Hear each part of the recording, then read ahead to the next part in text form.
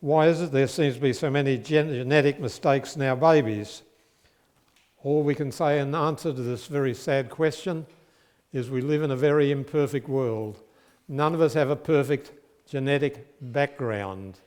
I am what I am in part because of what my mother was, my father was, my grandmother was, my grandpa was. In part I am that. Only when the gospel comes in are there drastic changes. We're 1/3 born. Had nothing to do with that. We're 1/3 made, our early years. Most of us could do little about that. But 1/3 we choose for ourselves, and that usually has the casting vote. Have you got it? 1/3 born, we had nothing to do with it. 1/3 made, early environment, we had little to do with that. We did what we were told most of the time.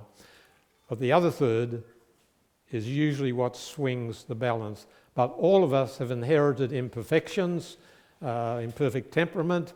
I have a daughter who has some of my vices. I try very hard to slow her down and I constantly fail. She's always on the go. Even when she was a baby, if I wanted to get any peace, I had to pick her up and put her many yards away while I read a page and she covered the distance. So she is in part what she is because of the weaknesses in a father's temperament.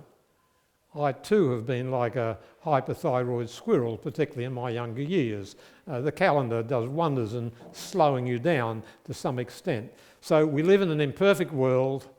Heredity and environment mould us all to some extent, but the gospel alone can pluck us out of any morass we've inherited. But it won't wipe out all sicknesses in this world. It won't wipe out genetic mistakes in babies.